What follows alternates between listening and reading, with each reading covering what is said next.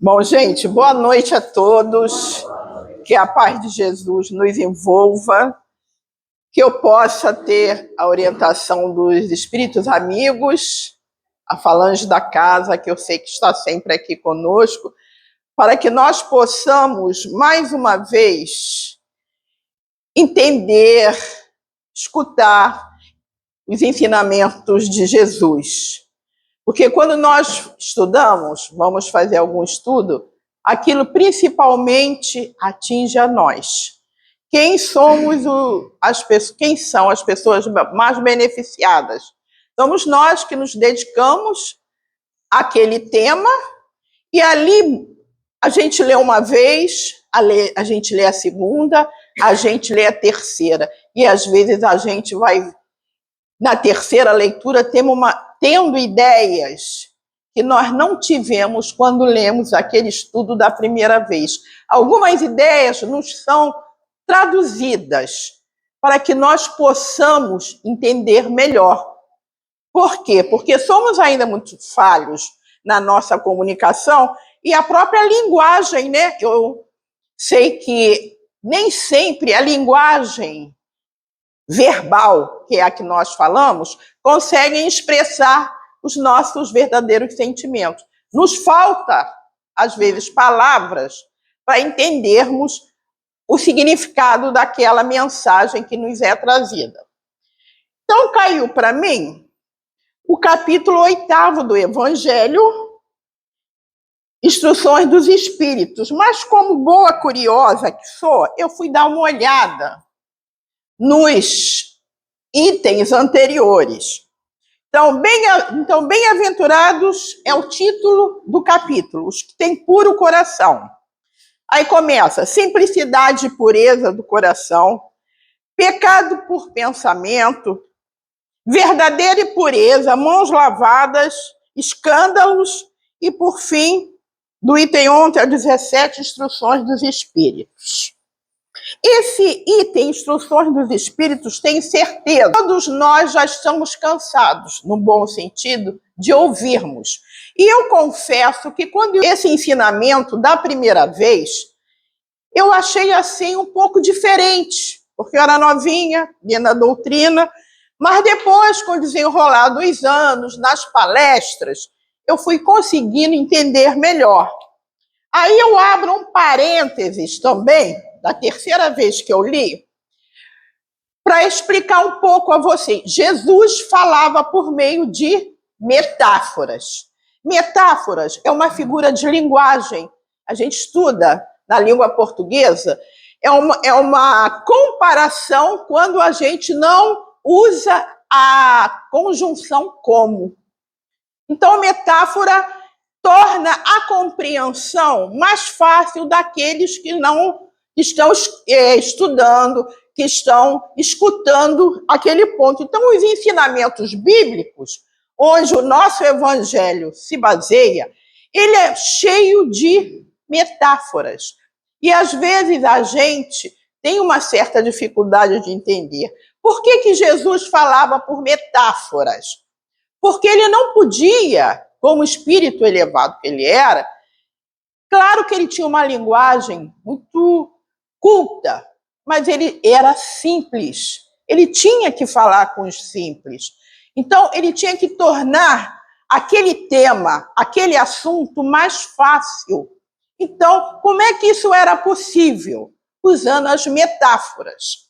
Então, ele começa assim: deixai vir a minhas criancinhas, porque delas é o reino dos céus. Aí eu falava assim, por que eu, Leila, por que as criancinhas? Então, só as criancinhas que vão para o céu? Os adultos não irão para o céu? As crianças irão para o céu devido à sua ingenuidade e pureza de coração? Não. Aí ele começa a dissertar para quem era direcionado essas palavras, né? Para quem que ele direcionava? Aí só para as crianças que ele direcionava? Aí começa a comparação. Só as crianças? Não. Aí ele começa. As almas das regiões inferiores, desesperançadas, aqueles que ainda estão numa infância intelectual, e os fracos, os escravizados e os viciados. Então, quando ele compara aquela multidão de espíritos, de pessoas na infância, são pessoas que ainda estão em crescimento moral. Elas precisam de ajuda. Claro que as crianças, nesse momento, como ele faz um adendo, o próprio Evangelho, naquele momento não estariam preparadas para receber todos aqueles ensinamentos, porque faltava maturidade emocional. A criança só adquire depois de uma certa idade, tem aquelas fases, pré-adolescência, adolescência, até chegar à fase adulta. Então, essas crianças a quem ele se refere, somos nós, espíritos imperfeitos, que precisamos do auxílio para que nós possamos crescer enquanto espíritos eternos que somos. Então, olha só, aí eu pensando, eu estudando, eu pensando, olha que bela metáfora ele fez aí, comparando as crianças com aquelas pessoas que, embora fossem adultas, precisavam de um esclarecimento, de um crescimento espiritual. Que bela imagem! Mas aí eu mesma perguntando, será que todos, naquele momento que viram essa passagem da primeira vez, conseguiram fazer essa ligação? Acredito que sim, alguns, outros também, mas à medida que a gente vai lendo o Evangelho, a gente vai entendendo que as crianças são os necessitados, aquelas pessoas que ainda estão na infância do amadurecimento espiritual. Olha que coisa bonita, não é? Quando ele fala isso. Bom, aí, o que ele queria quando ele falasse isso? Eles queriam que os homens já adultos confiassem nele, porque a criança, quando ela está na infância, ela sempre tem a pessoa a quem ela confia. Fulano, dá aqui a mão à mamãe. Fulano, dá a mão ao papai. Então, a criança deposita no adulto que está perto dela aquela confiança. Então, ele queria, como o próprio Evangelho está falando, que as pessoas se tornassem confiantes nele em tudo que ele pudesse ensinar. Por isso, mais uma vez, essa comparação com as crianças, porque quando a criança confia, ela confia mesmo, ela se entrega de coração. Então, ele queria que aquelas pessoas a quem ele se dirigia confiassem nele, tivessem aquela fé consolidada e se entregasse aos ensinamentos cristãos, não é? E também ele também fala que queria conquistar, que deveria ser muito difícil naquela época, as mulheres mães, que também eram assim descrentes, não tinham essa religiosidade daquela maneira desejada por ele. Então ele queria o quê?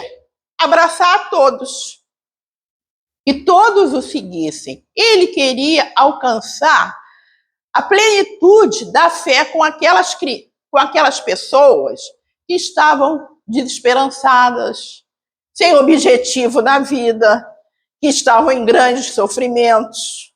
Ele queria isso. Ele queria conquistar essa parte. Ele queria conquistar essa parte. E aí, ainda diz, eu achei interessante, que essas almas necessitadas seriam submetidas à sua terna e bondosa autoridade. Mas não é aquela autoridade dominadora, é aquela autoridade de amor, de carinho, de afeto, de confiança, de fé em dias melhores, né?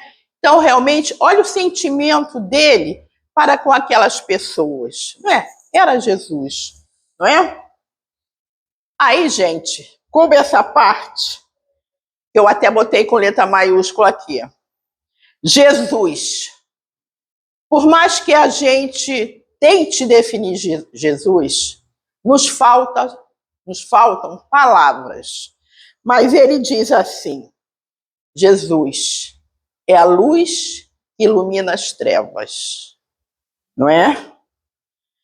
É a luz que também clareia amanhã, as nossas manhãs. É a luz que clareia os nossos corações. É a luz que conduz os nossos comportamentos para nos tornar pessoas melhores. É a luz que nos momentos de dores, dificuldades que nós temos, é a luz que nos ampara nas decisões, na recepção dessas dores que todos nós temos aqui, porque este é um planeta, como nós sabemos, de provas e expiações. E ele ainda diz mais, que Jesus é também o iniciador do Espiritismo, que em futuro próximo atrairá não só para si as criancinhas, mas os homens de boa vontade. Então, na Rádio Rio de Janeiro, quem escutava tinha, assim, um programa, as Provas Bíblicas da Reencarnação. Alguém chegou a escutar esse programa? A minha mãe escutava direto a Rádio Rio de Janeiro. Eu estando lá, logicamente, eu escutava. Então, de cada passagem que acontecia na época de Jesus, eles faziam um comentário explicando bem aquela passagem à luz do Espiritismo. E hoje, se a gente começar a ver, a analisar, ele está aparecendo até para as pessoas que não são crentes na religião. Por quê? Porque nós estamos vivenciando no nosso dia a dia fatos que a gente, por vezes, quem não tem muito conhecimento, não é assim da doutrina, não estuda, né? Fica assim meio duvidoso. Eu tenho muitos amigos católicos, né? Que, embora não sejam espíritas, eles já comentam, de vez em quando, vêm me perguntar algumas coisas, porque algumas coisas estranhas, entre aspas, estão acontecendo na vida deles. Então, o que acontece? Nas artes, segundo os ensinamentos espíritas, a doutrina irá progredir a partir das artes. E nós estamos vendo filmes que estão sendo lançados, né? O Nosso Lar 2, aquele filme do Divaldo, As Mães de Chico, e por aí vai. Já as produções americanas também, já tem bastante produções americanas que estão surgindo com essa temática, que eles não nomeiam como filmes espíritas, mas deixam no ar uma interrogação. Então, esses produtores, eles estão sendo intuídos, eles não sabem explicar perfeitamente ainda o que está acontecendo. E nos acontecimentos normais, cotidianos, do nosso dia a dia, várias coisas estão acontecendo. E a gente fica observando, tirando as nossas conclusões, porque não vamos sair apregoando, porque vamos chamar às vezes de fanáticos, né? Não podemos impor a nossa religião, mas nós temos a nossa capacidade de reflexão. Não podemos ter uma fé cega, né? Nós temos que raciocinar, vendo as coisas que estão acontecendo. Bom, então, ele diz, Jesus é a luz que nos conduzirá à nossa elevação espiritual como espíritos imortais que somos. Isso acontecerá rapidamente? Claro que não. Levaremos sucessivas reencarnações para atingirmos a esse ponto. No momento, nós que estamos aqui escutando as palestras, sabemos que a Terra, planeta que nós vivemos hoje, é um planeta de provas e expiações, mas que está fadado a evoluir, a passar um mundo de regeneração. Então, alguns perguntam, mas esse mundo de regeneração vai acontecer assim, de supetão, de uma hora para outra? Não, já começou a acontecer. Só que nós seres humanos, nós somos imediatistas. Nós queremos que as coisas aconteçam logo, para a gente ver o resultado. Mas não é assim. Esse processo de regeneração está começando. Talvez eu não veja materialmente encarnada.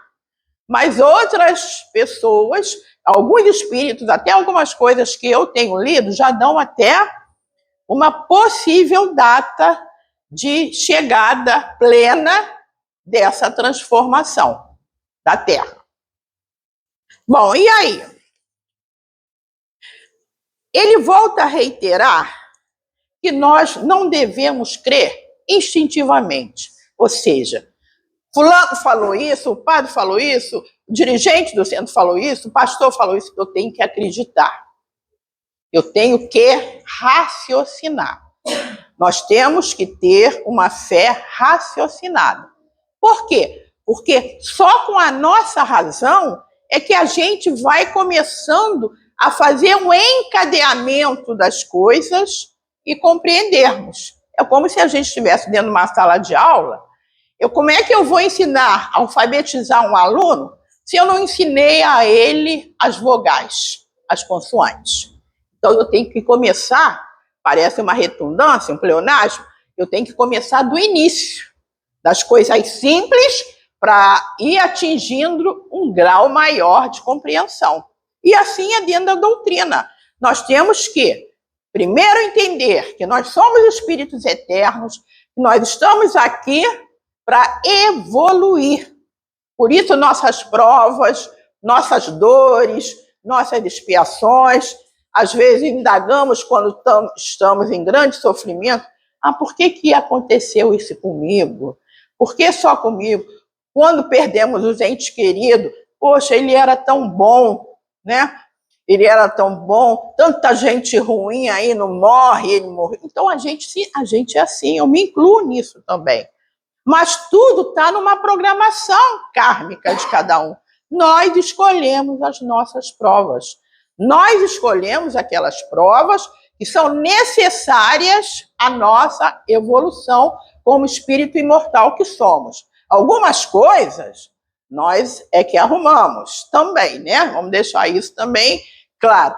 Mas aquelas provas mais consistentes somos nós que escolhemos. Escolhemos onde encarnar, mas eu não devia ter encarnado no Brasil. Eu poderia ter escolhido um outro país para reencarnar, né? Eu poderia ser homem, eu poderia ser rico. Por que eu escolhi ser pobre? Tudo isso faz parte da nossa programação espiritual. Nós, através dos sucessivos estudos lá que cada um teve, eu nesse momento, para evoluir, eu preciso passar por isso. Então, de acordo com os nossos mentores que nos assistem, com os estudos que nós tivemos do lado de lá, eu creio nisso, a gente vai reencarnar para superar aquelas etapas. Não é fácil. E, às vezes, a gente até se compadece. Ontem eu fui ao hospital, me lembrei disso agora. Eu tive câncer há 11 anos atrás. Então, eu fui lá no hospital pegar o remédio, já estou para ter alta. Então, chegou a mãezinha, com uma criança na maca. A criança, além de ter o câncer, ela era portadora de deficiência. Então, a criança não fala. Aí, a mãe narrando, enquanto esperava o médico, com a perna toda enfaixada, chegou na maca para fazer a quimioterapia. Chegou na maca com a perna toda enfaixada e os braços também enfaixados. Devia ter uns 12 anos. A criança não fala. A criança só grita. E a mãe comentando a respeito do comportamento daquela criança em casa. Mas o que eu fiquei admirada, eu sozinha, sentada ali esperando me chamarem, eu fiquei admirada de ver a conformação daquela mãe. Ela, em momento nenhum, reclamou daquela prova. Em momento nenhum, demonstrou que estava cheia da filha, cheia assim, no sentido de não ter mais a paciência com a filha. Ela contando, ela agora está melhor, quando ela está meio agitada, eu canto louvor, ela se acalma, mas depois ela volta a gritar. Então, eu cá comigo, né, com a visão espírita que eu tenho, eu digo, que prova para aquela mãe, né? A criança não anda, fica a maioria das vezes deitada, segundo o depoimento da mãe. A mãe disse que ela não senta, que é pior ela sentar. Então, olha só que prova. Aí a gente pergunta, meu Deus, será que essa criança, ela foi castigada por Deus? Será que essa prova, para essa mãe e para aquela criança, foi uma imposição de Deus? Né? Claro que não. Claro que não. Aquilo ali são os resgates das duas. De alguma forma, a gente não pode detalhar, mas se cumpriu. Aqueles espíritos pediram para vir naquela situação. A gente acha difícil isso?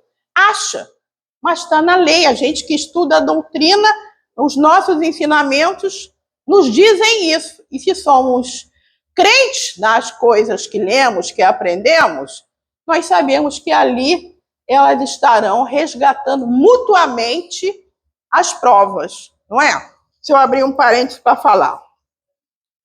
Aí ele chama a atenção agora. Tempos novos. São chegados esses tempos. Também botei maiúscula.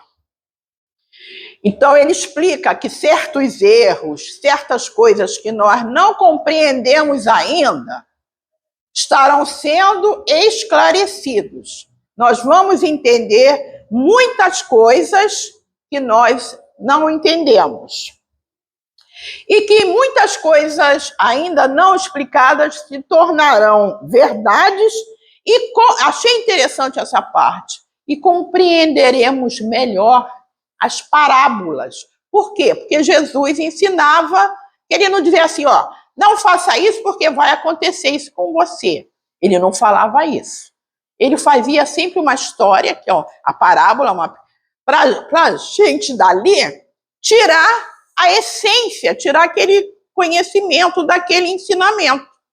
Porque assim era mais fácil do que ele falar, não mate porque você pode ser preso. Ele não falava isso. Ele contava sempre uma história para que nós meditássemos, pensássemos e tirasse dali o ensinamento. Não é? E aí, essa correlação vai mostrar para a gente do que ele quis dizer naquela época com o que está acontecendo agora.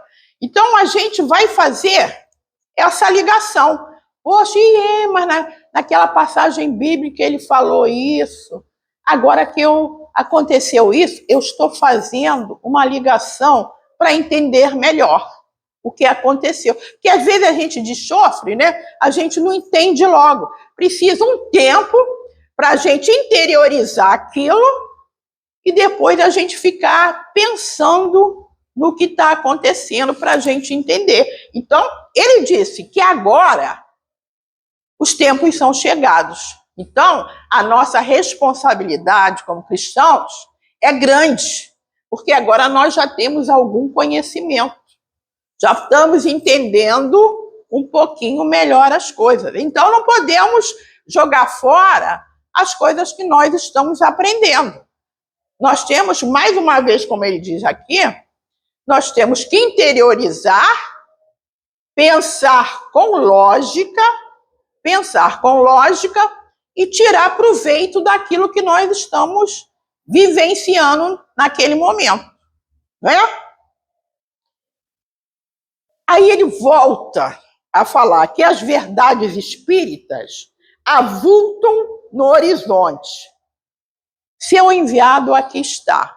Então, os conhecimentos espíritas estão chegando de chofre para nós, mesmo para quem não é espírita. As coisas estão acontecendo, nós, à luz dos ensinamentos, temos alguma compreensão. Vamos dizer que estamos entendendo tudo, mas alguma coisa a gente que estuda, a gente já está começando a entender.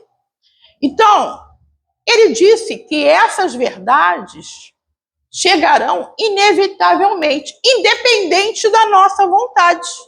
Elas estão acontecendo e vão ter mais intensidade à medida que o tempo for passando, como realmente, na minha visão, já está começando a acontecer.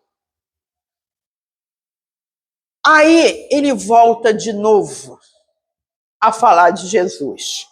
Porque nesse bem-aventurados os aflitos, os que têm puro coração, ele quer falar da nossa bondade, da nossa predisposição em ajudar o nosso próximo, da nossa predisposição em semear o amor, na nossa predisposição de ajudar o próximo e na nossa predisposição de deixar que o nosso coração se inunde do amor, né? Isso é fácil?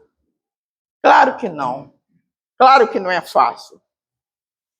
Aí ele simboliza a figura de Jesus numa outra metáfora. Ele fala assim: Jesus tem o leite que fortalece os fracos. Aí volta aquela figura de criancinha. A criança, quando está raquítica, desidratada, ela precisa o quê? Ser tratada, tomar soro, tomar leite. Então, Jesus, numa figura de linguagem também que ele faz, numa metáfora, ele diz que Jesus é o leite que fortalece os fracos. Ele usa elementos materiais para solidificar a fé das pessoas, né, nos ensinamentos de Jesus. Ele ajuda aos tímidos, débeis, desamparados, aqueles todos que precisam ser consolados. É a figura maior.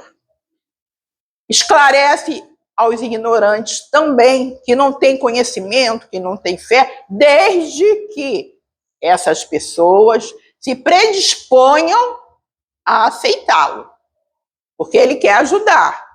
Mas as pessoas, quantas vezes a gente tem no nosso caminho, pessoas que estão em grandes sofrimentos, que às vezes nos confidenciam, e a gente, primeira palavra, tenha fé, mas a gente sente que aquelas pessoas ou aquela pessoa, ela ainda não tem puro o coração para entender, para aceitar Jesus. Porque a partir do momento que a gente aceita, a gente consegue minimizar o nosso sofrimento. Não é que vai acabar, não, porque o que nós temos que passar, nós vamos passar. Não tenham dúvida.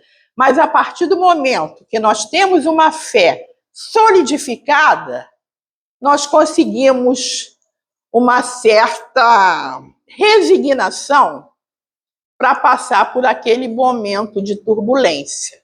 Agora, se a gente está desestruturado, sem fé, as coisas vão tomando uma proporção que fogem ao nosso controle. Nós não conseguiremos superar aquelas dificuldades. Isso é fácil? Claro que não. Muito difícil, porque às vezes a gente tenta ajudar, as pessoas falam, pô, falar é fácil, vem ficar no meu lugar. Não é o que a gente ouve? E realmente não é fácil. Mas são os grandes testes para nós, para ver a nossa perseverança, a nossa fé, a nossa confiança em Jesus, na certeza de que dias melhores virão. E aí, além de Jesus fortalecer aqueles que estão desamparados, aqueles que estão fracos, Ele é o remédio que cura e cicatriza, achei interessante também, cura e cicatriza as nossas feridas. Porque a partir do momento em que a gente tem a nossa fé, a confiança em Jesus, que Jesus está sempre conosco, nós passaremos por aqueles obstáculos com a confiança, com a resignação, com a certeza de que nós não estamos desamparados e dias melhores virão para a nossa existência. Se não vir nessa, virá numa próxima encarnação. Então a gente tem que ter essa confiança em Jesus, porque Ele cura todos os males materiais e espirituais que nós temos. Mas como somos ainda muito imperfeitos, descrentes, eu me incluo nisso, não acreditamos na força do nosso pensamento, na força da nossa fé. A gente tem a fé, mas quando a coisa começa a apertar, a gente fica meio desanimado, fica revoltado, a gente fica meio descrente, não é? Mas a gente não pode desistir. Não podemos desistir da nossa fé, na certeza que Cristo, que é exemplo maior de tudo que Ele fez por nós, ao desencarnar na cruz, quando Ele falou, perdoai, Pai, que eles não sabem o que fazem. Em momento nenhum houve um discurso de ódio, de rancor, de revolta para com aqueles que o crucificaram, não é? Mas aí a gente fala assim, mas eu não sou Jesus, né? Eu não posso me comparar a ele. Mas nós podemos tentar, de longe, seguir os ensinamentos que ele nos deixou. Porque nós somos em crescimento. Nós temos que crescer como espíritos eternos que somos. Somos fadados ao crescimento moral e espiritual. Então, uns caminham em passos largos, outros em passos médios, outros devagar. Mas todos chegarão um dia à perfeição. Vai depender do seu livre-arbítrio, da sua vontade, do seu esforço, da sua fé, do seu conhecimento em acreditar no Nazareno. Aí ele fala assim, ele pergunta, qual o bálsamo capaz de curar essas chagas e as cicatrizar? Aí ele diz, amor e caridade. No primeiro capítulo, no primeiro item desse capítulo, justamente ele vai falar do amor e da caridade. Aí a gente se reporta que, atualmente, estamos vivendo um mundo muito difícil. Se a gente liga a televisão, é só notícias de barbárie. Eu até hoje vim comentando quando eu vinha para cá. Meu primo está lá em casa, uma visita, aí ele acorda, vai ver o noticiário de uma emissora que só dá barbárias. Eu falei, eu não gosto de ver isso. Não gosto. A gente vai começar o dia já vibrando com essas notícias. Então, a gente também tem que ter cuidado com os nossos pensamentos, com as coisas que a gente assiste, com as coisas que a gente fala. Então, a gente, mas você vai viver alienada? Não, não vamos viver alienados. Nós temos que tomar conhecimento das coisas que estão acontecendo no mundo. Mas a gente tem que resguardar os nossos pensamentos, as coisas que a gente fala. E por muitas vezes nós, eu me incluo nisso, somos taxados de bobo. Você não gosta de ver essas coisas. Não, não gosto. Eu gosto de ver um filme, quando eu posso escutar a Rádio de Janeiro, gosto muito de escutar a Deusa, que a Deusa na faixa de 11 horas, está todo dia na Rádio Rio de Janeiro. Então, coisas que vão me ajudar a esparecer, a tornar um ambiente domiciliar melhor do que ficar vendo essas coisas. Porque a gente hoje, o mundo está um caos, né? O mundo está, mas faz parte desse processo de regeneração. As pessoas, nós tivemos a pandemia, todo mundo ficou em oração, houve uma transformação, segundo os espíritos, melhor, todo mundo orando para o ambiente melhorar, e a gente tem que procurar, enquanto cristão, independente da nossa crença, da nossa religião, procurar vibrar no melhor. Não é ver o que está acontecendo, bem feito, e tem que acontecer isso, fez isso, tem que... Não. O nosso papel de cristão é zelar pela harmonia, pelo bem-estar. Uma andorinha só não faz verão. Uma andorinha só não faz verão, realmente não faz. Mas o que acontece? Se cada lar tiver uma pessoa que pense positivo, vai se formar no plano, vai irradiar do nosso planeta uma vibração, uma corrente de amor para neutralizar essas energias negativas que chegam até nós, não é? Uma andorinha só não faz verão, realmente, uma andorinha só não faz verão, mas nós temos que fazer a nossa parte, né? A nossa parte não é fomentar as brigas, as guerras, a nossa parte é orar. Mesmo que a gente não tenha, às vezes, a condição de ir para o lugar orar, mas pelo nosso pensamento. Eu fiz um curso no pensamento. O pensamento tem força. O nosso pensamento emite ondas que são invisíveis, mas o nosso pensamento tem poder. Então, tudo que a gente pensa, aquilo de repente se concretiza, não é? Conta o Divaldo também, numa das suas palestras que eu assisti, que ele foi trabalhar e trabalhava no escritório. Aí uma pessoa chegou para ele, essa história muitas pessoas já devem conhecer. Chegou para ele e falou assim: Divaldo, você está pálido, hein? Tá, ele continuou trabalhando. Aí veio uma outra pessoa: Divaldo, você está pálido também, está esquisito. Ele chegou bem no trabalho.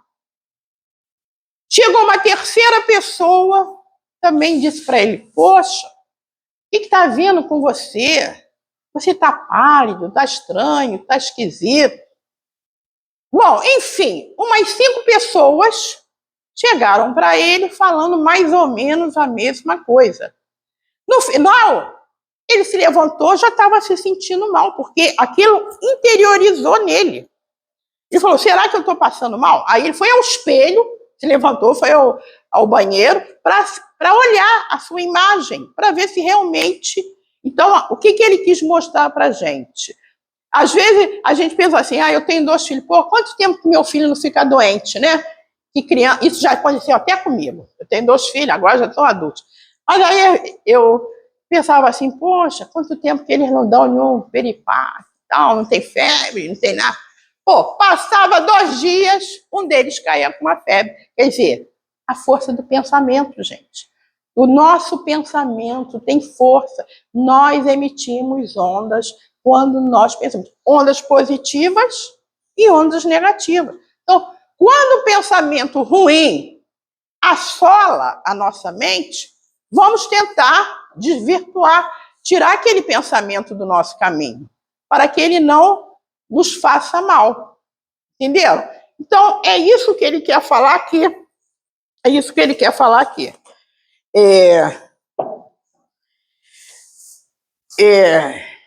A vontade de Deus, né? As dores e as nossas atribulações que experimentamos na presente encarnação são fatores que colaboram para o nosso crescimento. Isso eu já tinha falado anteriormente. Então, quando eu falei do planejamento reencarnatório. Então, as dores que nos sucedem, as nossas perdas, as nossas decepções, tudo isso são fatores que, se bem entendidos, serão fatores para o nosso crescimento. E, às vezes, aquilo que, naquele momento exato, a gente acha que é um mal, aquilo é um bem. Por exemplo, um fato comum que vocês já devem também ter ouvido. O avião aí que caiu, o cara não conseguiu pegar o avião, né? Já não aconteceu, o cara se atrasar, perdeu o avião. E aí ele ficou, meu Deus, eu não consegui chegar onde eu tinha que chegar, eu perdi o avião. O que aconteceu com o avião? Caiu, quase todo mundo desencarnou. Então, o que aparentemente para nós parece que é o mal, aquilo é um bem. É uma ajuda que Deus nos dá para que a gente não era chegado o nosso momento. Então, a gente tem que avaliar bem, né? Porque Jesus, embora a gente não tenha essa certeza, essa fé, temos a fé, mas em alguns momentos nós vacilamos, está sempre conosco. Principalmente nos nossos momentos de desesperos, de dores, de grandes decepções. Ele está sempre conosco. Bendito seja Jesus, né? Que tem piedade com os fracos, ele demonstra sempre seu amor por nós. Que a nossa fé, que a nossa resignação não seja guardada no nosso coração, que a gente possa sempre demonstrar o nosso amor, a nossa perseverança, a nossa determinação para seguir adiante nas nossas provas, nas nossas lutas diárias. Aí ele fala, e eu vou até, depois pegar o Evangelho, eu vou ler. Quem tem amor tem tudo que é desejável na terra. Então, a gente luta muito para quê? Para ter o dinheiro, para ter uma situação econômica plena. Precisamos, mas não é essencial para a nossa vida. O essencial para a nossa vida é o amor, é ter essa benevolência com o próximo, praticar a caridade. Isso é que vai nos tornar pessoas melhores, pessoas de bem. Porque nada, quando nós estamos convictos, determinados na nossa fé, na nossa crença em Jesus, nada nos derrubará. Seremos sempre fortes, seremos sempre criaturas trabalhando em prol da humanidade, em prol de Jesus. Porque esse amor, os vermes, nada será capaz de destruir, nada será capaz de apagar essa chama que se mantém acesa dentro do nosso coração. E aí, à medida que nós conseguimos atingir a esse grau de esclarecimento, nós nos tornaremos pessoas mais leves e continuaremos subindo na escala evolutiva espiritual, chegando perto de Jesus. Então, deixa eu pegar aqui esse evangelho, né, para ler esse pedaço. Deixa eu ver aqui. Se tendes amor, possuís tudo o que há de desejável na terra. Possuís preciosíssima pérola, que nem os acontecimentos, nem as maldades dos que vos odeiam e perseguem poderão arrebatar. Se tendes amor, tereis colocado o vosso tesouro lá onde os vermes e a ferrugem não podem atacar.